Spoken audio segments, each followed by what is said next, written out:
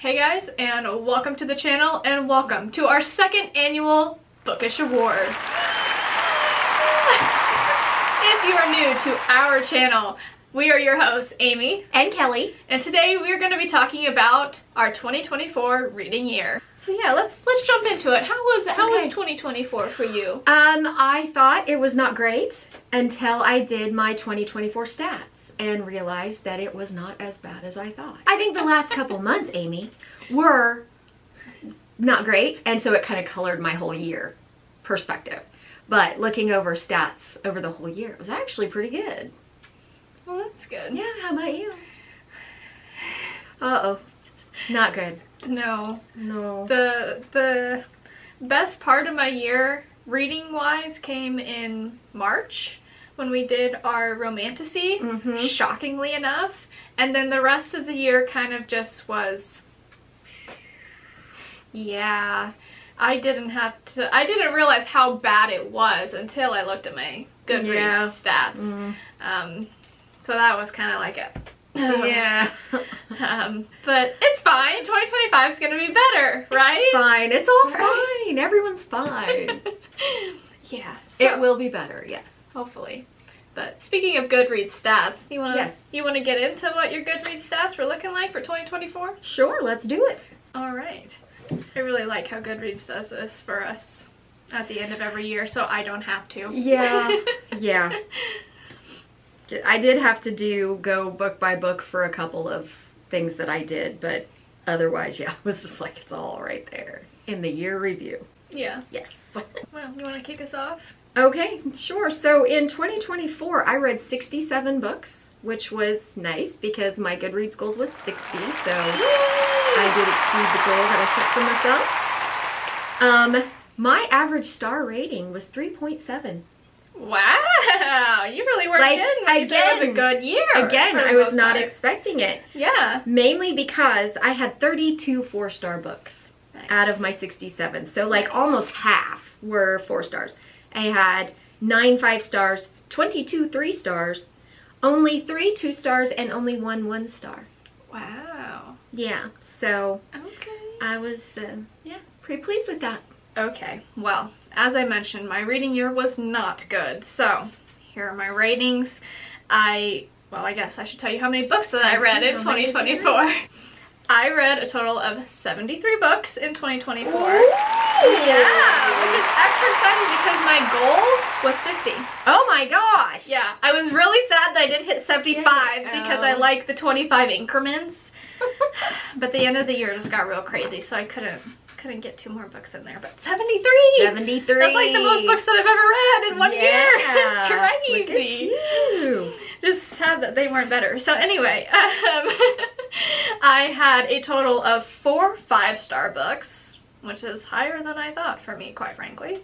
16 4-stars, 32 3-stars, 14 2-stars, and 7 1-stars for an average rating of 3 stars.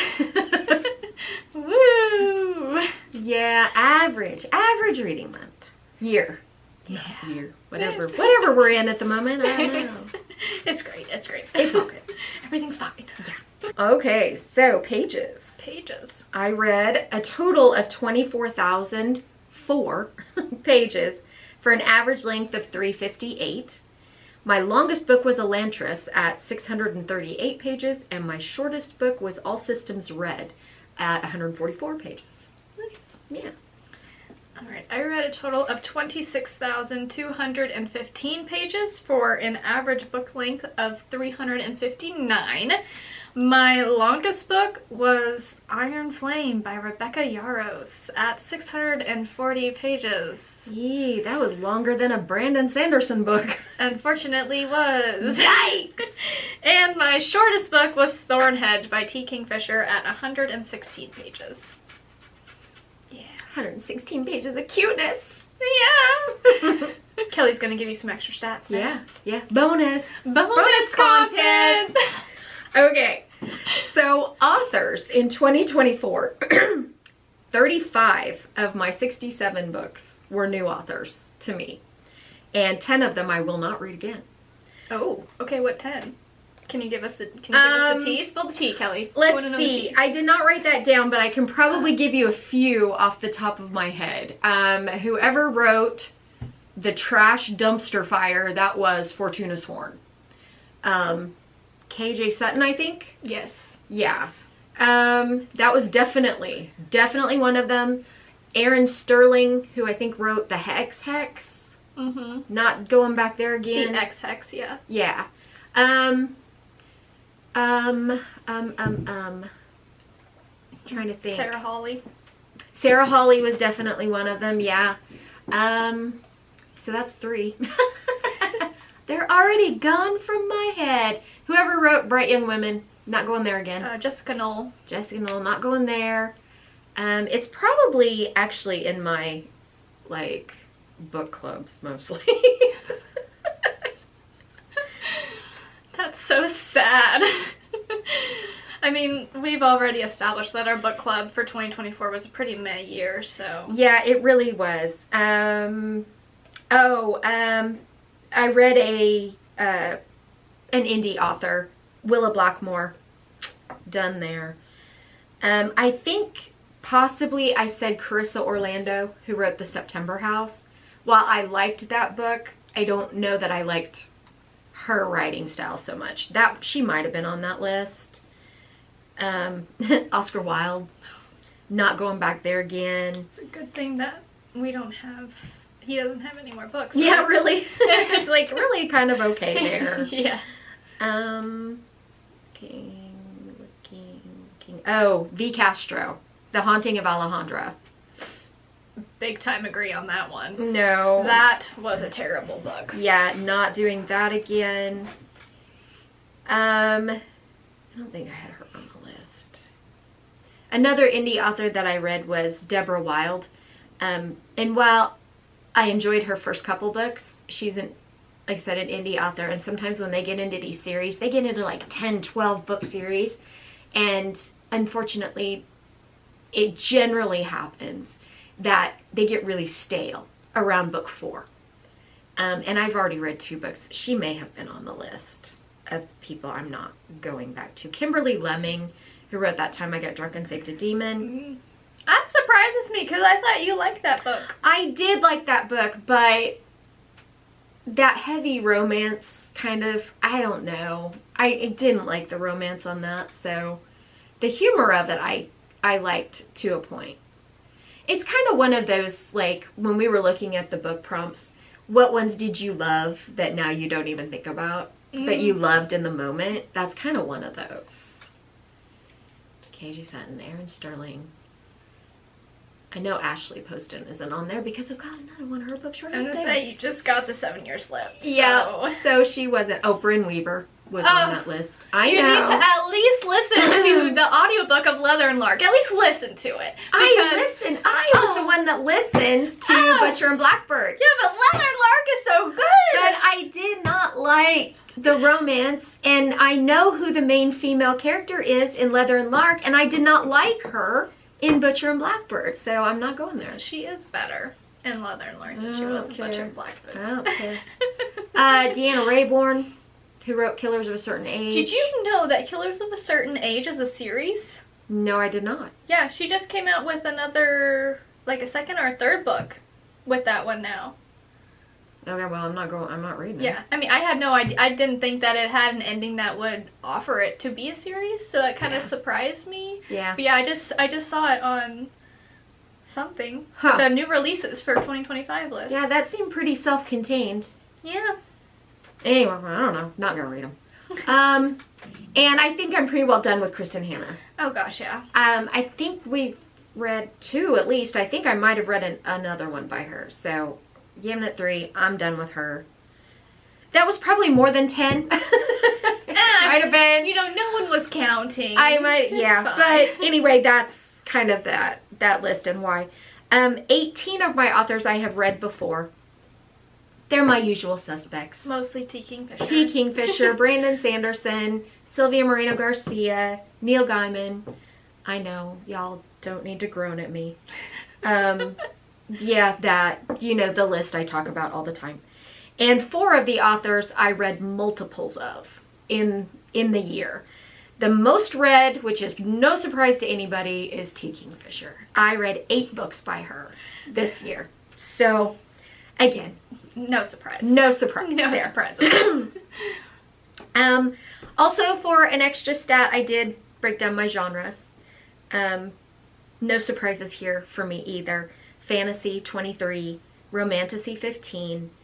I did horror, mystery, thriller all together. That's 11. I know. That was 11. Not the same. I know. Sci-fi 6, romance 3, historical fiction 2, and nonfiction 2. So there's my extra stats for you. Nice. I think off of the top of my head, I could probably tell you that the most read genre by me in 2024 was horror, thriller, and romantasy. Probably because we did the March Madness Romantasy Challenge, which honestly was not as bad as I thought it was going to be. It wasn't. It wasn't. I had the most 5 stars out of the romantasy books that we read for that than I had the whole year. Yeah. It was a good experiment because, you know, me personally, because fantasy is my genre, I dog on romantasy a lot. Well, it's just because, like, the romantasy books that get pushed the most are like Sarah J. and Fourth Wing, like all this Rebecca Yarros. The stupid books, okay? The stupid books. But like, I just I think we did a good job picking our romantasy books. Well, and there is a lot of romantasy that for me, in my taste and what I like to read, feels on the maturity level of YA, but with spice. Fourth Wing.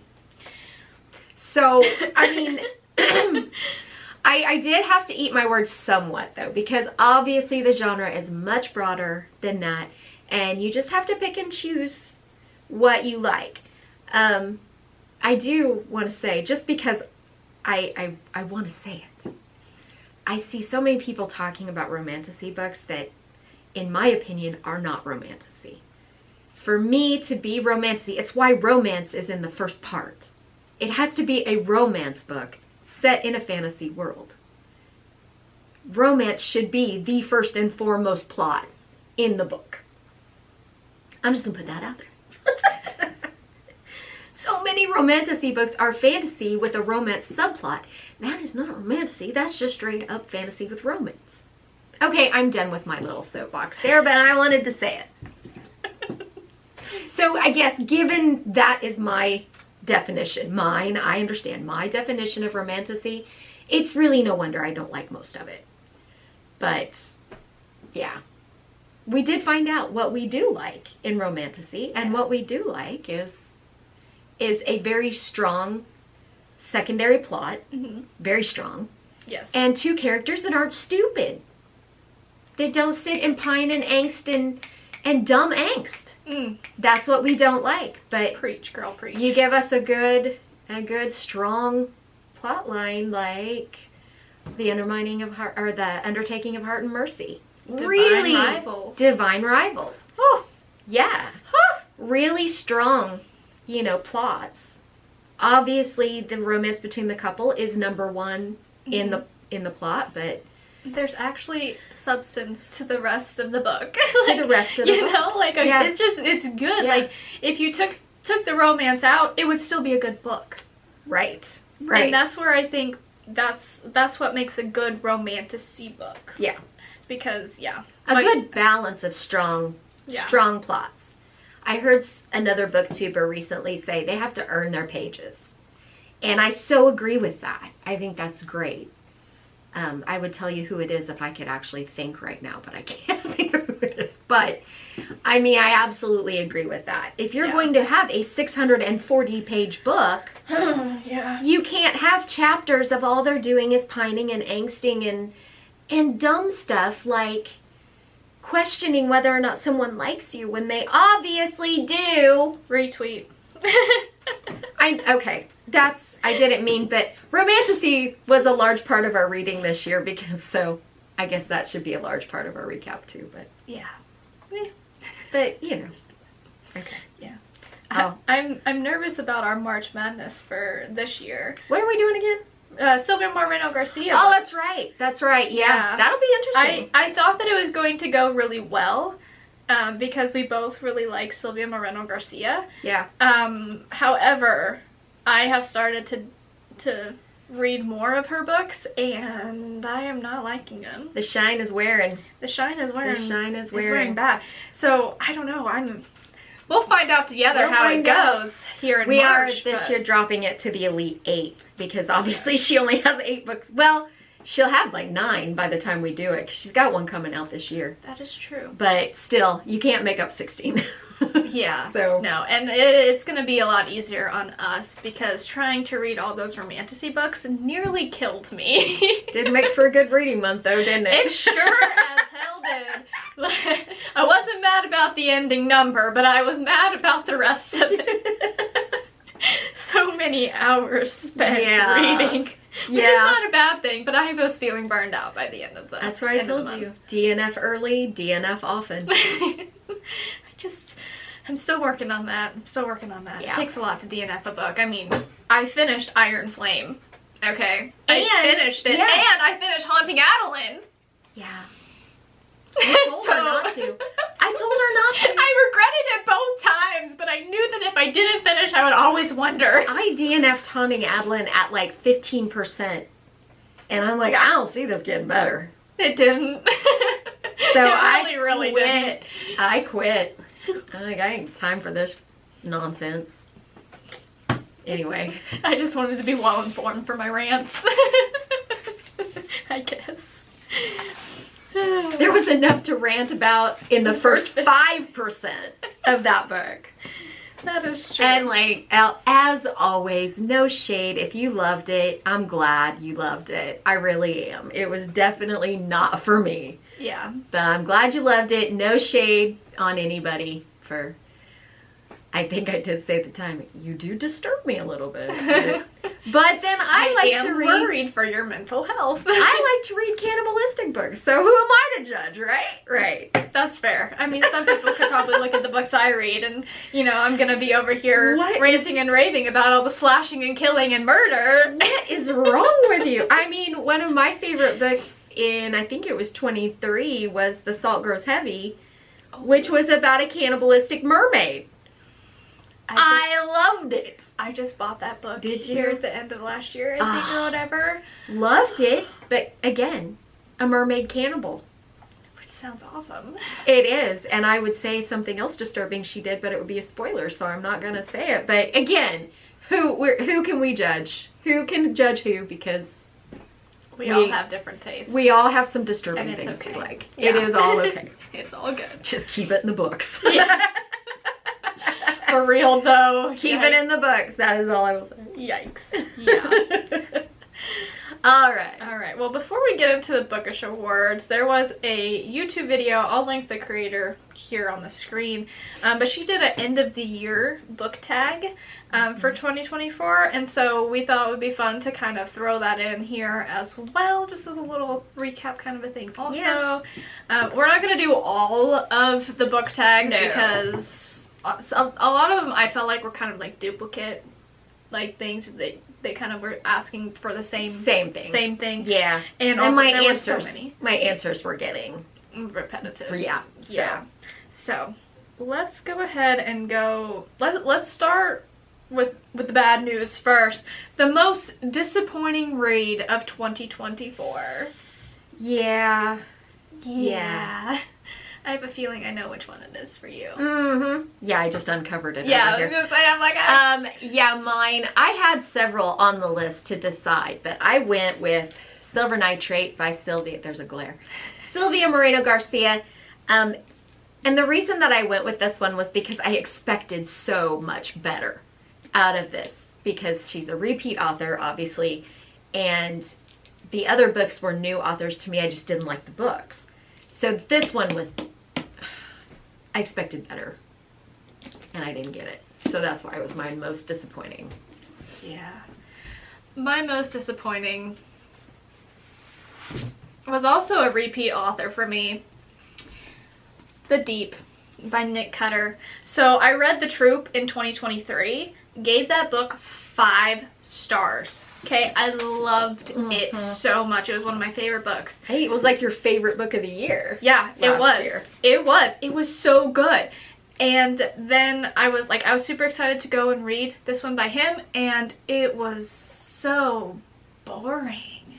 And just, I don't know. Like, I don't know if it was just because, like, I don't have a huge fear of the things that was in the book like I kind of did with the Troop. I don't know. I don't know what it was. I just know that I was bored and I wanted to DNF it, but I'm like, maybe it'll get better, and it didn't get better. It was so sad. So now I don't know what to think of Nick Cutter. Do I continue? Do I not? I'm kind of like 1-1, so I might read another one and tiebreaker. You need a tiebreaker. Yeah, you need a tiebreaker, but sad day. All right, on the flip side, underdog book of the year, the most surprising book to you, the one that you were surprised you liked. Okay, so I took underdog a little differently. Oh, okay. Because this was really not the most surprising, because I read the first book in the series last year and loved it. So it was not the most surprising book that I liked to me. I would have to say that was probably something like The September House. Like, because it's not usually something that I would like, but I did. Or one of the romantasy books. Like, I don't remember which one really hit me. Probably Apprentice to the Villain. I mean, honestly. Or Assistant to the Villain, I mean. Yeah. That one, I went into it fully expecting to hate it. And I didn't. No, but it's good. My underdog was like underhyped. Like, nobody else is reading this book, and it's so good. It deserves so much more love, and that is the Empire of the Wolf series.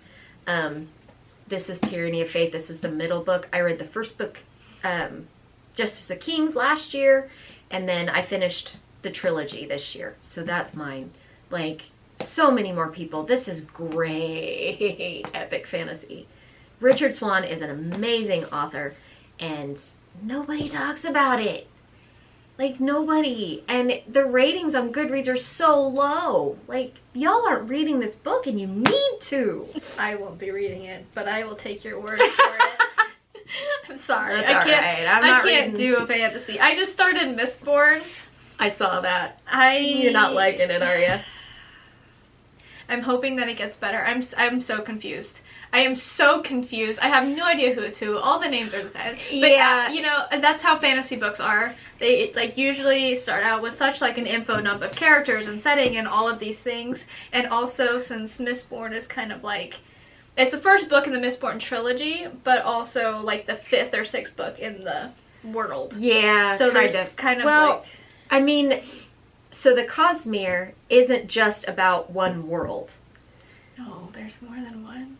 Yeah, it's interesting because the different series like Mistborn and now, Mistborn Era 2. The Way of Kings. Yeah, that's part of Stormlight Archive. And then you've got all the standalone projects that he's doing.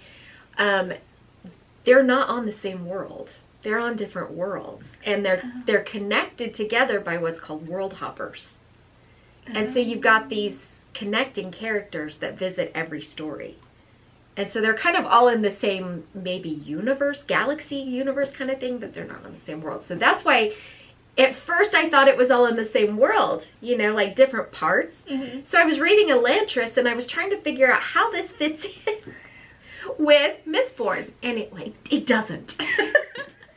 Well, that's good to know. Yeah, I mean, it is. And Brandon Sanderson is very much a drop you in the world and expect you to figure it out as you go kind of guy. I'm starting to kind of get it, but I'm not very far. I was listening to it on audiobook and then I ran out of audiobook minutes on Spotify. So I should have given you Trust. That's probably an easier read. Yeah, it'll be okay. But we'll make it through. But all right, my underdog book of the year, the one that I was like most surprised that I liked, and also one that I think we could say is an underhyped book as well. Yeah, definitely. Anatomy by Dana Schwartz. This is a YA book, which is not a book that I, like a genre of books that I read much anymore. And I freaking love this book. It was so good. It was so good. I was so surprised by how good it was. Mm-hmm. I loved the main characters. I definitely was very surprised by how much I liked this book. I will say though, this was on the Goodreads Choice Awards last year, and Immortality is this year. Okay, so maybe it's not as underhyped I don't know as about I underhyped, but I mean, I'm still gonna. I had never heard of it though. I hadn't either, and yeah, I don't know. I think it's a good one. I'm excited to read Immortality. I still haven't done that, and I need to. All right, how about books you can't stop recommending? Okay, well, I couldn't pick just one for this. I couldn't either. I couldn't either. So I already talked about Empire of the Wolf. I do. I talk about it all the time. Every time we do one of these lists, every time we do our monthly reviews and there's anything remotely similar, I'll bring it up. The Empire of the Wolf series. Always talk about that. The Tainted Cup by Robert Jackson Bennett. This was so good. And honestly, I like Robert Jackson Bennett, but I have been kind of on the fence about him, like with Foundry Side. I'm still slogging through it. I'm just not hitting with it. But this, Sherlock Holmes mystery in a fantasy world with really cool magic and great big like sea creatures. That sounds terrifying. So good. And any of T. Kingfisher's kind of older romantasy books. I'm talking In the World of the White Rat. These are the Paladin books. There's Sword Heart. There's the Clockwork Boys. Any of those books. They're so good. So good. So good. I have 5. Then one of them I don't have, so let's just talk about that one first. The Most Wonderful Crime of the Year. This was a shocker. The romance mystery that I read at the end of the year for a nice little Christmas fun read, and oh my gosh, was it fun. Absolutely loved it. And if you like Knives Out, you're probably gonna like this book. So good. So good. Obviously, Divine Rivals. I am also gonna go ahead and recommend Ruthless Vows. I'm not finished with it yet, but it's so good. These books. Yeah, it's a safe bet. Yeah, they are going to make you feel all the feels. Did you see? She is releasing a prequel. Same world, but set like centuries before this. Oh my god. Uh-huh. I can't remember what it's called, but yeah. When? I must know. I want to say later this year. But this year? I don't have to wait that long? Oh my god. I'm not sure. Let me look, because I think I might have it on my list of new releases that I want to read. No, I do not. Okay, it's called Wild Reverence. It is apparently available for pre-order now to release in September. September 2nd. So Wild Reverence. Let me just go. And I believe... So Divine Rivals is like a wartime story where 2 gods are like going at it and like through proxy armies. So the humans are their proxies to fight this war for them. It has sprayed edges. It has sprayed edges. It has. So if I believe what I think is like Wild Reverence is like way back in the centuries about the 2 gods. That's their story is what I think it is. So, yeah, I have not pre-ordered it yet, but I will be on my way. Yeah. Although, I don't actually own copies of Divine Rivals and Ruthless Vows yet. They were both on Kindle Unlimited, so I read them. On there. I don't own them yet. You need to get on that.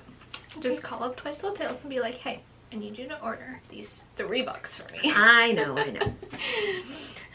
Okay, sorry, I didn't mean to. No, you're good. That was I'm glad you jumped in with that because I needed to know. That was a need to know thing for sure. All right, we're gonna stick with the romantasy. Yeah.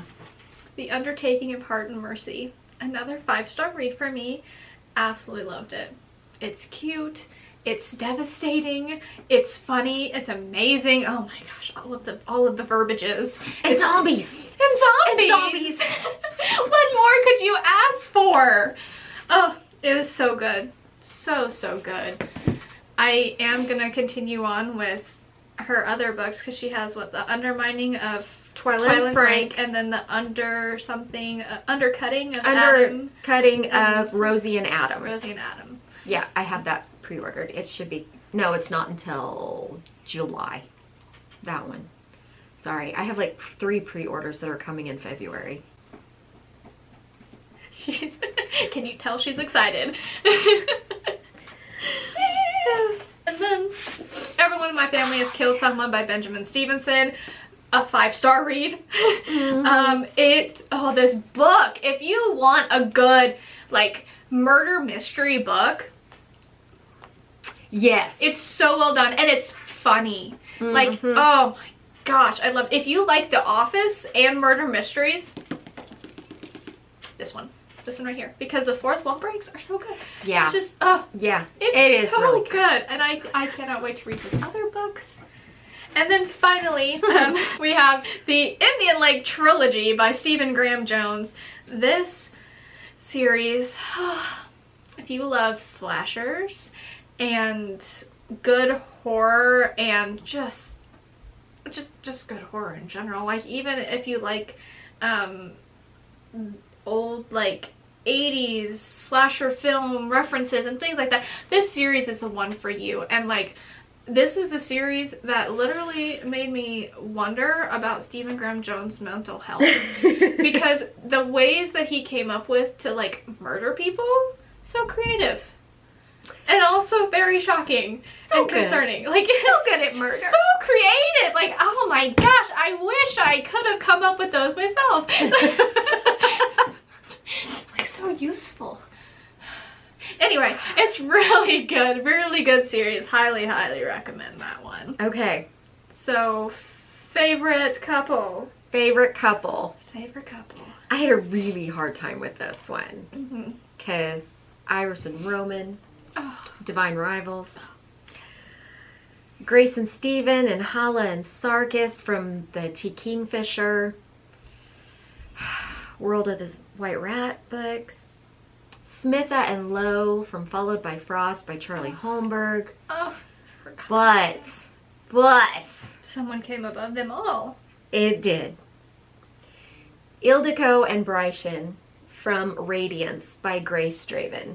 I talk about this couple a lot too because it is a romantasy book, but these are the 2 healthiest something I'm not. The 2 healthiest people I have ever read about in my entire life. The healthiest couple I think I have ever read. Like, they are just there for each other through the whole thing. So, but there's some internal conflict between them, but they deal with it together. And they deal with the outside conflict together. And, you know, there's tension with the families, but they stick by each other and have each other's backs all the time. And I mean, you could say that about a lot of other couples, but it's like some of the others I mentioned, you know, they're like have their own mental health issues, especially like Grace and Stephen in Paladin's Grace. That's really like 2 broken people coming together and taking care of each other in their brokenness, which is amazing and wonderful. But I think I did these 2 because they are whole, complete people that came together and made this really like power couple. And it's the healthiest relationship I've ever read. So that's why I went with them. I don't know if I can pick one favorite couple because I had 2 that I just love to pieces and would die for, quite frankly, as long as they survived. And that's gonna be Heart and Mercy and Iris and Roman. I just love them so much. Yeah. Everything about their relationships just made me smile. You could like feel the love that they had for it. Was so strong. Like, it was like reaching through the pages and grabbing my heart, like reading about both of them. And I mean, I liked how they weren't always perfect, because then it was kind of like a realistic thing in that way. And I just loved how much they cared for each other. Like, it was just such a strong love. Like, they all four of them, whatever, the two couples went through so much in both of these books, and they were able to like overcome everything and be there for each other in the end. And they're so good to each other. Yes. It's not, I know I said I was done with my romantasy soapbox, but you know, in a lot of them, it's like enemies to lovers. And he's so mean to her. Yeah. He's so mean. And yet, she's so attracted. Why? Yeah, like why? The overdone alpha male, whatever. So mean. Just like, I don't get it. Like, you could tell like how, I just loved him so much. Yeah. And I mean, both of those are billed as enemies to lovers. Divine Rival's a little more so like rivals to lovers, but still, you know, not friends, not meet cute, not new love. Yeah, they already know each other. Heart and Mercy hate each other. Or they think they do, of course. Of course, that's always... There was a misunderstanding. That's always the thing. But, I mean, the thing was they were never cruel to each other. They were never hateful or mean or... You know, they would banter and they'd insult each other. Yeah, they would joke, they'd play. Yeah. But, like, at the end of the day, it was always just out of love. Those things were coming out of a place of love. Yeah. And not like, you're my property, I own you kind of a situation. Like, I don't know. Right, or, you know, just the meanness.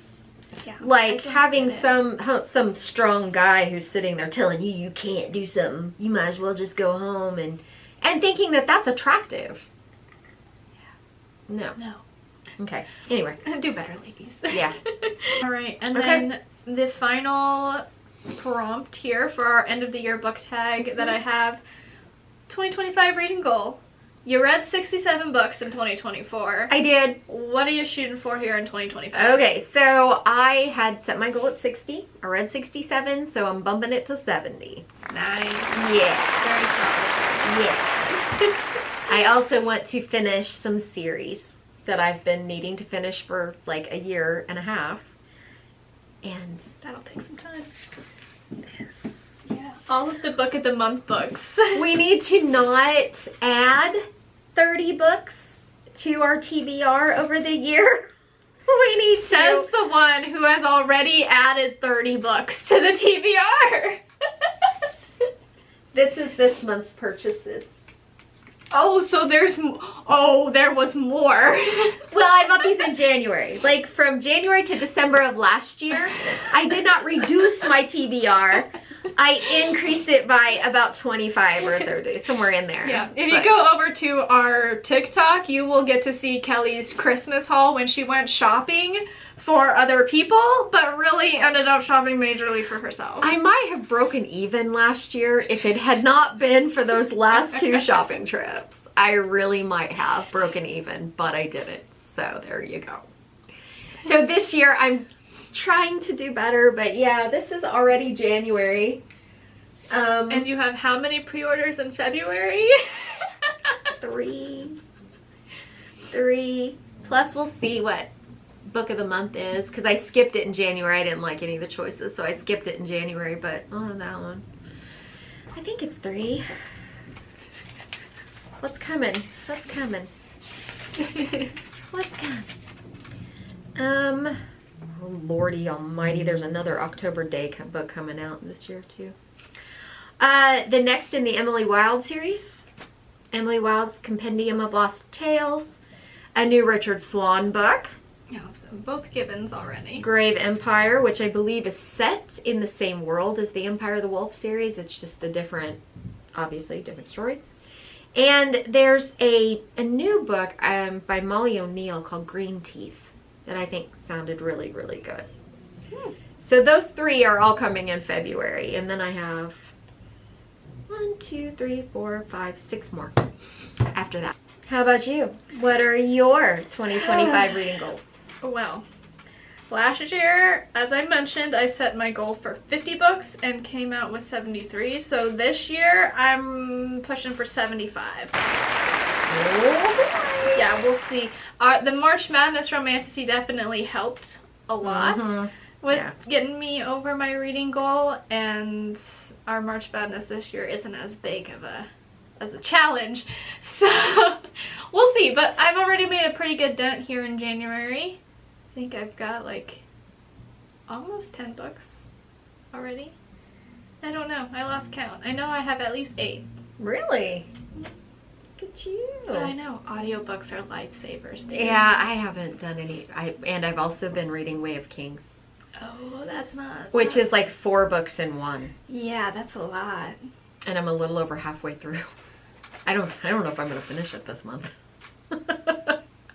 Never say never. Other than that, I've only read one other book other than that. Yikes. Well, it's all right. Yeah. I got strong shoulders. They'll carry us There through. you go. They'll There you carry us go. through. Carry the team. Yeah. All right. Okay. The moment that you've all been waiting for. It is time to get into the awards. The 2024 Bookish Awards. All right, let's kick it off with our first category, Best Male Character. Best male character. My 3 nominees for this category are Ernest Cunningham from Everyone in My Family Has Killed Someone, Ethan Wyatt from The Most Wonderful Crime of the Year, and Roman Kitt from Divine Rivals. I kind of figured that one. Yeah.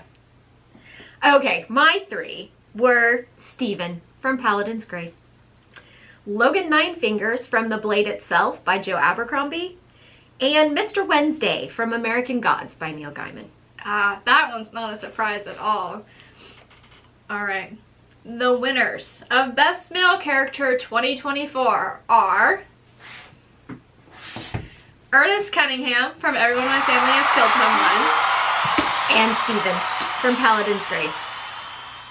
Yeah. I just loved him so much. He was so funny and just so entertaining the entire way through the book. Like, he really made the story. He was on my short list. Definitely. Yep. Yeah, and as much as I loved the other 2, like, this one, if there was not Ernest, there would not be a good book. Yes. All right, our next category is Best Female Character. My nominees for this one are Sloane from Butcher and Blackbird. Oh my gosh, I could so argue with that. Hazel Sennett from Anatomy.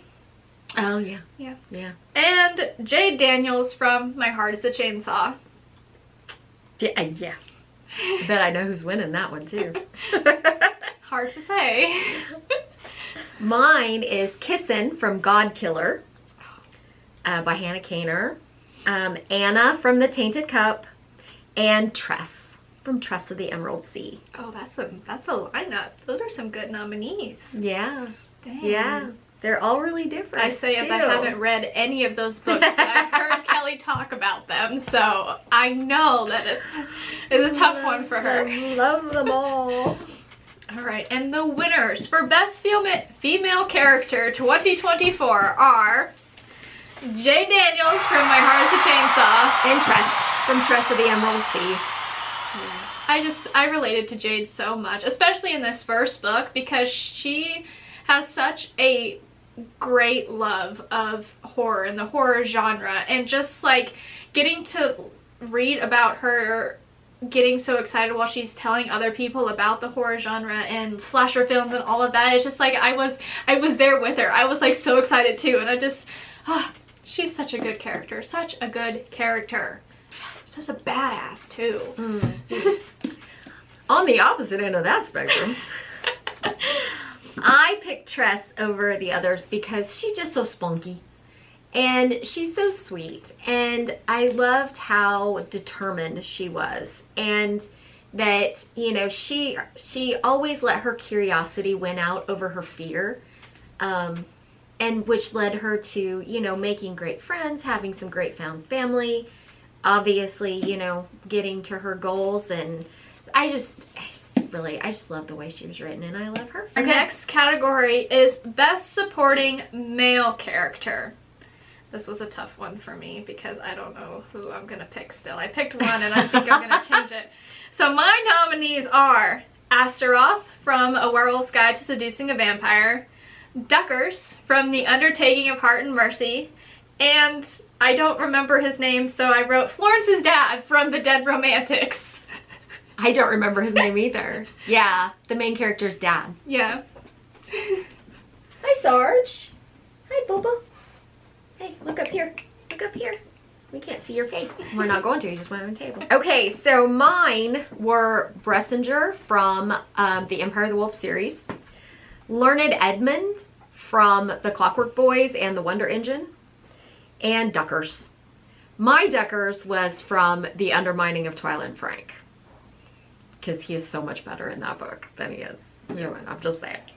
So I have Duckers too, just from a different book. All right, and the winners for Best Supporting Male Character 2024 are Duckers from The Undertaking of Heart and Mercy, And Bressinger from the Empire of the Wolf series. Yeah, Duckers just made me laugh so much throughout this book. Every time anything happened, like where he was talking or he was involved, I was just giggling. I loved him in this book, so I'm really excited to read the next one. Just wait, he's a bigger character in the next book, and he's very funny. Yeah. So, I picked Bressinger because in the last book of this series, he broke my heart. Absolutely broke my heart. And while Learned Edmund was hilarious and Duckers was hilarious, I had to go with what made me cry. Yeah, why go with the ones that make you laugh when you can go with the ones that make you cry? Well, because what I figured was, because what made me cry, I obviously loved him so much that he broke my heart. So, yeah, that was That's fair then. Yep. That's fair. Next up, we have Best Supporting Female Character 2024. This was also a hard category for me, but for an entirely different reason. Oh, yeah? I couldn't think of any. Oh, well, I couldn't either. I couldn't find any. I was like trying to think about like through all of the books that I've read, and I'm like, I really don't think that they had any like supporting female characters. Standout. No. Ones that I liked anyway. Yeah. I mean, they had them, but I just didn't really like them. It was rough. But yeah. With that being said, the nominees for me are Lilith from A Werewolf's Guide to Seducing a Vampire, Letha from The Angel of Indian Lake, yep, that's the book title, and The Aunties from Four Aunties and a Wedding. Yeah, that's a good one. I think I had that last year. The Aunties as a whole. Yeah. Okay, so mine were Francesca, the ghost housekeeper in the September House. Oh, I forgot about Francesca. Yeah. Elizabeth from the Thursday Murder Club. Well, I could justify that one, but why? I had to pick somebody. And Hera and Persephone, the genetically modified cats in Starter Villain.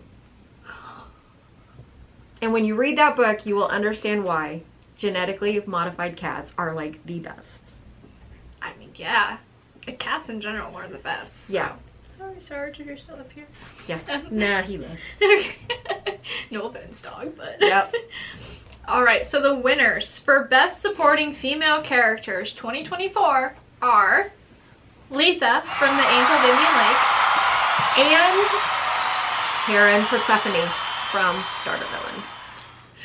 So Letha is a character that we've seen throughout the entire trilogy, but in this book she really comes into her own and turns into like a big badass. Like she is ultimate final girl status in this book. Like, I mean, I guess in Don't Fear the Reaper she also was, but like, yeah, like, whoo girl, I'm here for it. I'm here for it. Yeah, well, genetically modified cats. That's all you need to know. That's all I'm gonna say. Mic drop.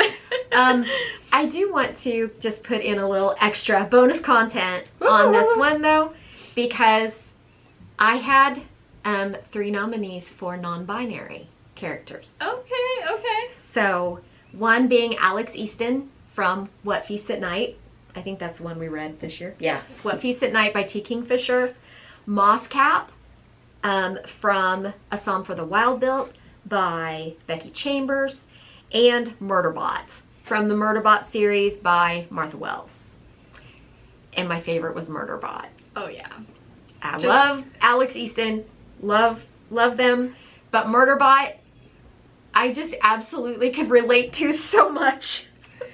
Yeah, like you just talking about Murderbot has made me really want to read those books, just because I'm like, oh my gosh, I can relate too. Yeah, like, I just like, so good. Just like, yeah. They are so funny, and just the fact that all they want to do is chill and watch their downloaded media, videos, and avoid humans. And I'm like, retweet. Dude, that's so me. So I related to that. So I was having trouble, and I don't want to give the impression that I'm like so like up on things that I actually thought to include 9 non-binary characters, but I kept having these 3 show up on my favorite characters, and it's like all of a sudden I realized that you can't put them in either category. So I decided I'm creating my own 3rd category. Nicely done. Thank you. All right, well then, next up we have Best Cover 2024. My nominees are Home is Where the Bodies Are by Geneva Rose, What Feasts at Night by T. Kingfisher, and The Bone Orchard. My 3 are Tyranny of Faith by Richard Swan, God Killer by Hannah Kaner, and The Last Quintista by Donna Barba Higuera. The winners for Best Cover 2024 are Home is Where the Bodies Are by Geneva Rose and The Last Quintista by, again, Donna Barba Higuera. Yeah, and I don't think that we really need to say why these win. They talk for themselves. No, I mean, I was going to go with Tyranny of Faith, honestly. That cover blew me away, but I mean, look at that. I can't tell if it's focusing or not, but I think it is. I mean, look at that. And a really amazing book to go along with it too. So next we have Best Storyline 2024. My nominees are Divine Rivals by Rebecca Ross, Everyone in My Family Has Killed Someone by Benjamin Stevenson, and The Undertaking of Heart and Mercy by Megan Bannon. So mine are The Tainted Cup by Robert Jackson Bennett, Everyone in My Family Has Killed Someone by Benjamin Stevenson, and Trust the Emerald Sea by Brandon Sanderson. And the winners for Best Storyline 2024 are Everyone in My Family Has Killed Someone by Benjamin Stevenson and The Tainted Cup by Robert Jackson Bennett. Which is funny, because they're both murder mysteries. They are! They're just so well done. Yes. Though. Like, I enjoyed with this one how, like, the ending wasn't predictable, but the twists and stuff at the end weren't so out in left field that it made you go, huh? Mm-hmm. It was just, like, it all wrapped up so perfectly, and like, in this book, he goes through and explains, like, where all of the clues were that led to the ending. And I appreciated that so much. I needed it. And, like, going back and listening to that, I'm like, oh my gosh, yes. Oh my gosh, yes. How did I miss this? And it's like, oh, it was so good. It was so good. Yeah. So well done. So well done. Not a plot hole to be found. Yeah. Tainted Cup for me, again, the murder mystery was just good. And this is a Sherlock Holmes style. So it very much is in this style. So, you know, like with Sherlock Holmes movies or books, you always have that big kind of monologue reveal at the end that explains everything. And it always just amazes me when I love Sherlock Holmes. So yeah, the murder mystery was good. The fantasy world was amazing. And how the murder and the fantasy world played together. And like I said before, Leviathans. Now, that played into the murder mystery. It was like everything tied together, and it was amazing. Amazing. Okay. Woo! Yay! All right. Well, that leaves us with our final category for the Bookish Awards, and that is Best Author. Ugh, This one was tough. it was tough. It really was. It was. Okay, my nominees for Best Author 2024 are Stephen Graham Jones, Rebecca Ross, and Benjamin Stevenson. Solid choices. I have 7 on my list. So I'm narrowing it down from 7. Because I have my favorites. Like some of my favorite authors I read this year. But, I'm going to go with Richard Swan, Rebecca Ross, and Hannah Kaner. I know. No T. Kingfisher. No. Oh, Nope. okay. No, Okay. there's not. All right. Well, the winners for Best Author 2024 are Benjamin Stevenson And Richard Swan. I've said this multiple times, this book was just so well done. And while I loved the Indian Lake trilogy by Stephen Graham Jones, I did read a lot of his other books in 2024, and they weren't as good. They weren't as good, that trilogy. And this was just solid all the way through, and I'm so excited to read his other books. So I had to go with Benjamin Stevenson for this one. Richard Swan, because he just brought it all. I mean, the writing style, the world, the characters. I mean, it was just really, really well done. And honestly, the other two were also. I just don't think I've read enough of the Godkiller world yet to really say that she's my favorite. But I mean, this is a chunky book, and they were all 3 chunky books. So you really got to explore that world, and he really explained it, and the magic system he created. Top notch. Yeah, I did not include T. Kingfisher, even though I read the most of her books, and she will always be a favorite. But in the end, the books that I read by her were 3 stars. You know, I enjoyed them, but they did not blow me away, except for a few. There was a couple 4 stars in there. All 3 of these books were 5 stars for me. Makes sense. So, yeah. So that's why she did not make the list this year. That's fair. So, Very fair. okay. All right. Well, that's going to do it for our 2024 Bookish Awards, our second annual Bookish Awards. Second annual. Yeah. Hopefully you guys enjoyed listening to all of our reading stats from the year, our end of the year book tag, and all of the awards. So many good books and things mentioned here in the awards. So if you haven't read any of the books that we gave awards to, or the characters, like whatever, go and do that. Go and do it and thank us later, because so many good ones were mentioned today. And most of these books you can go back and look at our monthly reviews. True. And get a little more in depth about the stories, about if you're interested as well. Yeah. And how we felt about them. Yeah. Just say it's worth your time, I think. You know. Yeah. Yeah. Not that I'm Obviously. biased or anything. Obviously, but yeah. again, genetically modified cats. You know, also genetically modified dolphins who go on strike.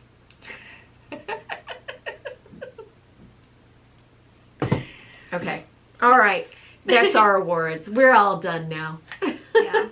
If you enjoyed watching this whole video, hopefully you did, please be sure to give this video a thumbs up. And if you're not already subscribed, go on down below the video, hit the red subscribe button so you can join the Everyday Adventure family and see our book videos typically every Sunday. Typically. Sometimes Amy gets busy and doesn't have time to edit, and so then videos come out on Monday. But, you know, I'm doing my best. It's still once a week. It is, yes. So you will always get a video from us once a week. You will get a video once a week. Just what day might be a surprise, but we're shooting for Sundays. So, yeah. Also, if you need more content for us, you know, our YouTube videos are great, but you just want to see our beautiful faces even more, you can head on over to our TikTok where we have more bookish content, and over to our Instagram as well. Yeah. And be sure, while you're doing all that, check out the rest of Amy's channel, because it's more than just book content. There's cooking, and there's home renovations, and there's shopping, and there's decorating, and there's holidays, and there's travel, and oh my gosh, what else can we do? So check all that out. And if it's not enough, go on over to the blog where she's got more stuff, like features like Watch It Wednesdays, where she watches Netflix videos, and Foodie Fridays, where she does restaurant reviews. So you can check all of that out and become a part of the entire Everyday Adventurer family. And be sure and join us next week for us, which is our first book club talk of 2025. And our January book is We Sold Our Souls by Grady Hendrix. I haven't read it yet. I ain't looking forward to it, I'm saying. But hopefully we'll enjoy it. If not, join us on Sunday and you can hear us rant all about it. Either way, we're going to be ranting either way, I'm sure, whether we love it or hate it. And there's a good chance that we're going to have differing opinions. There's a good chance. Because there's a good chance. Yeah. Kelly's kind of more on the hate side of Grady Hendrix, and I'm more on the love side. I mean, I have a little love-hate, but yeah, you know. Yeah, we'll see. I have more that I like than she does, so we'll see. It'll be okay. Also, be sure to bring some cookies to that live show, because yeah, we're going to be decorating some Valentine's Day cookies, because Kelly needs to flood cookies. I need to flood cookies. They need to use a piping bag. I've never used a piping bag before. It just blows my mind. And I'm going to fail epically. I know that I am, and I don't care. I just want icing flooding a cookie. I want to watch it like out. I just want to see it. I want to do it. That's it. Like a spreading pool of blood. Yep. Yeah, because it's going to be Valentine's cookies. I'm like, I don't care. I'm not doing anything fancy. No flowers, none of that crap. I just want to put red frosting on a cookie. So regardless, you can tune in and just point and laugh at us while we try and do that as well, because they're probably both going to epically fail. But yeah. That's all right. Anyway, with all that being said, that's gonna do it for us today. Like I said, hope you enjoyed watching this video. And I'm Amy. And I'm Kelly. And we are the Everyday Epic. We'll see you on the next one. Bye! Bye.